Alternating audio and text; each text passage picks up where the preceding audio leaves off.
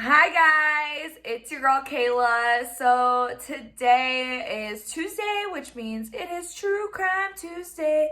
And so every Tuesday I talk about a true crime story that I am interested in, and I do my makeup at the same time. So today we are doing a continuation of the Axe murders.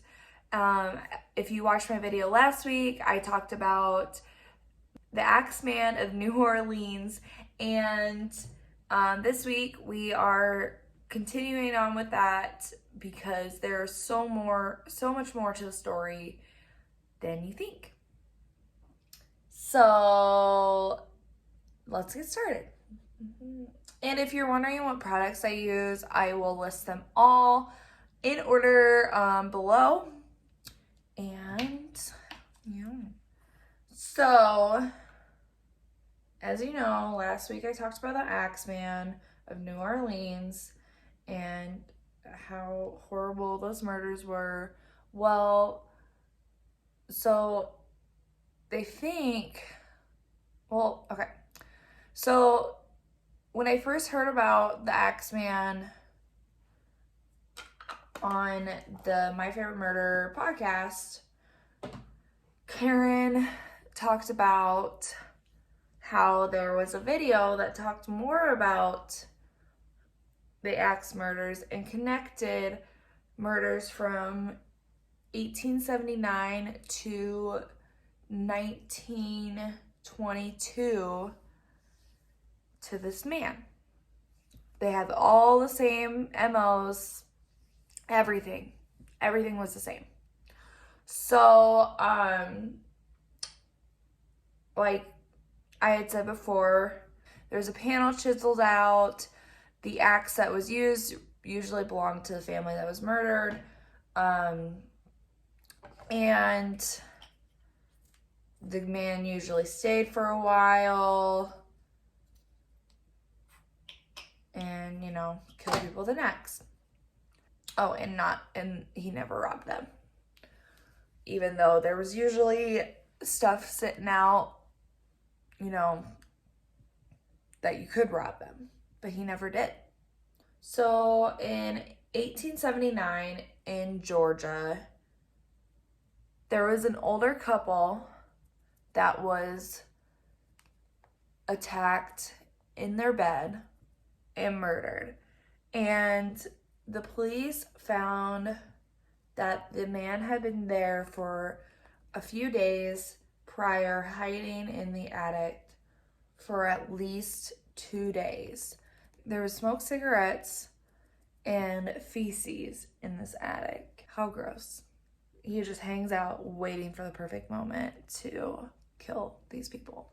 So the weapon that was used was their own axe, and there was no robbery, and there was a panel chiseled on the door. So in 1884, there was a woman named Molly Smith who was attacked with her own axe and then dragged to the backyard and raped and murdered. Like, this man is a freaking monster. So a few months later, Eliza Shelley was attacked as well and murdered. Her head was split open with an axe, and the police noted that there were several dogs in the neighborhood, and none of them barked. None of them made a sound at all during the murders, before the murders. Like, you think that if there was a strange man coming and murdering people, the dogs would pick up on it, or at least see a strange man and freak out, Well, there was a dog nearby and nothing. So it's either this man was so smart that he would, feed the dogs or something to keep them quiet, keep them preoccupied, or as he said in the letter, he was a demon. Anyway, either way, it's super creepy. So four more people were murdered in the same way, with their own axe, and the axe left in the house, and there's robbery. I didn't catch the names or where they were, but like I said, I got this story from My Favorite Murder. If you've listened to the episode of My Favorite Murder called Jazz It, that's where most of the story is from because I couldn't find the video. But I didn't really look that hard either because I'm lazy. My resource today is My Favorite Murder, the episode Jazz It. Thank you, Karen Kilgariff. You were amazing. Queen. Anyway, in 1885, on Christmas Eve, a couple was attacked and they used bloodhounds to track the murder. Well, the bloodhounds, who apparently were like one of the best bloodhounds, could not pick up a scent. Even off the axe that they used, nothing. They couldn't pick up anything. Which makes it even like more, oh my God, is this really a freaking demon? Like, what the hell? So, or this guy's just insane. Like, for 1885, you don't hear about murders that just, you know, well, also they didn't have the technology that we do now. So, also, what's even weirder, I'm telling you, like, this story just gets weirder and weirder as it goes on. Like, this is one of the weirdest stories that I have ever heard. Like, when Karen went off about this part of it, like, holy hell. Anyways, so the weird part, they found bare footprints in the blood. Bare footprints. They found this one on Christmas Eve and in some previous ones as well. So in 1897 in Paradise Ridge, Tennessee, there was another murder. This one was in a rural farmhouse. So it was the Aide family. A neighbor had noticed that their house was on fire. Well, also their barn and a couple more outbuildings were on fire as well. Once they got the fire out, they noticed that the whole family was murdered inside with an axe, plus the neighbor girl was in there as well and murdered.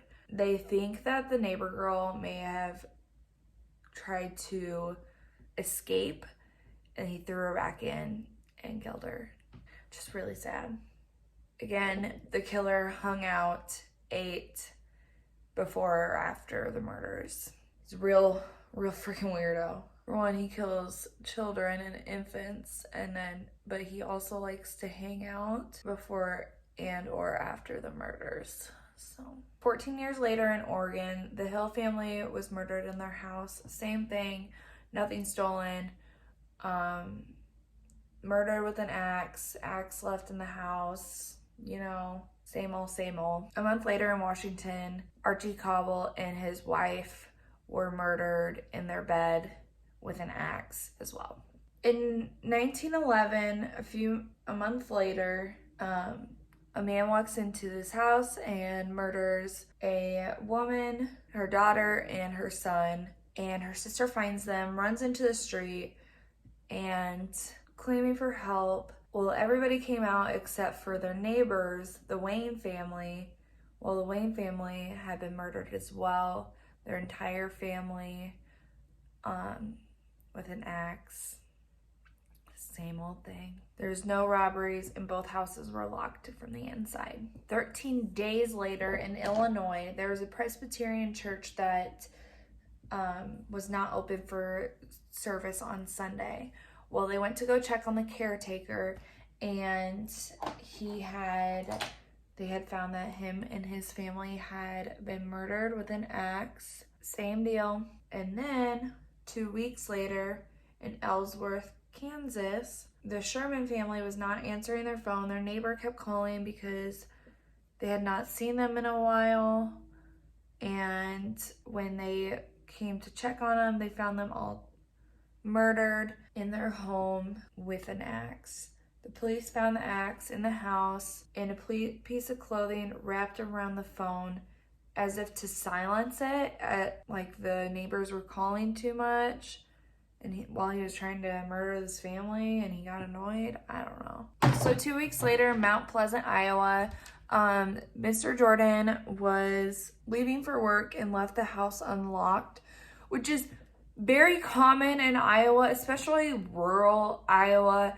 And if your family's home, you know, usually you just leave the door unlocked because your family's home.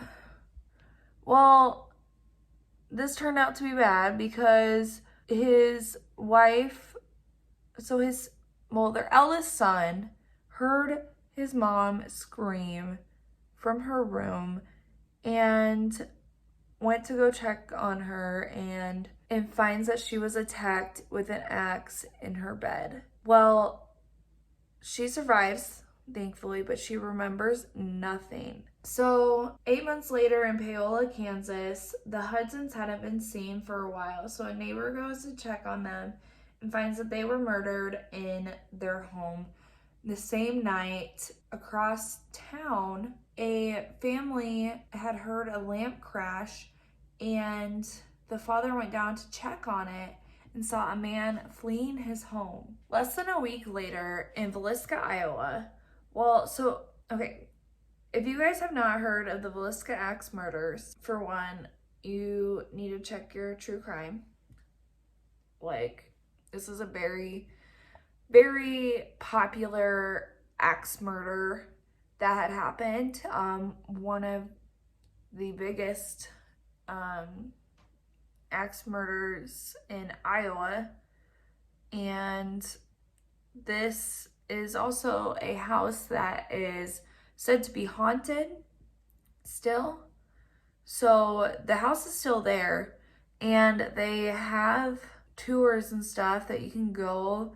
I think you can still stay the night, and I've heard that it is actually legit haunted and creepy as hell. I have wanted to go there for a long time, and I just haven't, but maybe this next year I'll drag my husband over there. The Moore family had gone to church and then had not been seen or heard from in days.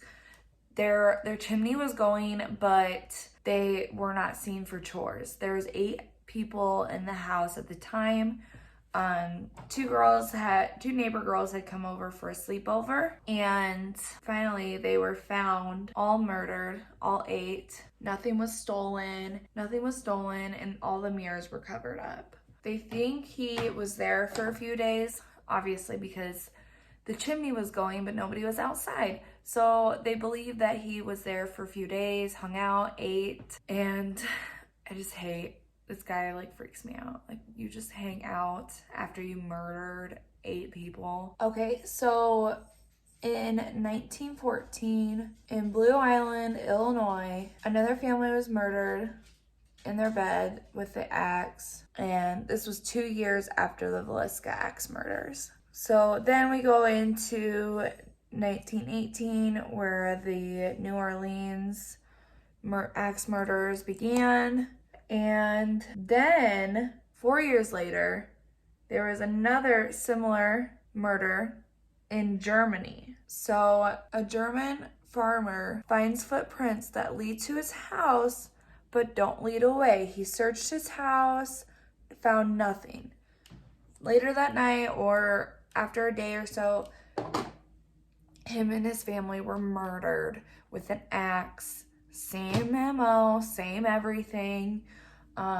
No robbery. He hung out for a while. So they think he was a German immigrant, and so they think he may have been a German immigrant because in the Villisca axe murder house, they found a note written in German, and some of the people that survived recalled that he spoke German. And then one of the craziest things about this story, I mean, this is all crazy, but so in 1994, they were cleaning up this old Navy ship, and they were getting all the pictures and, you know, doing the whatever they do.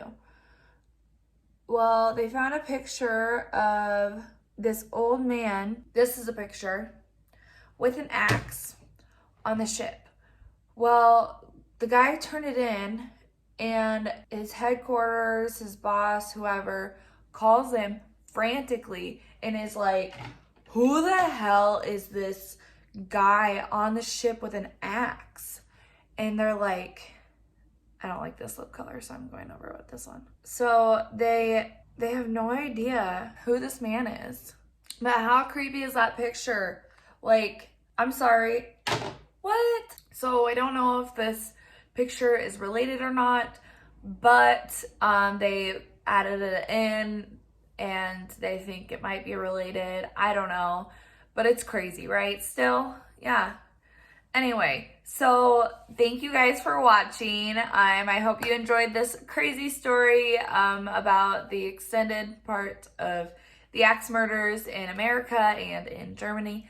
And thank you guys. I will see you on Thursday for another makeup video. See you next time.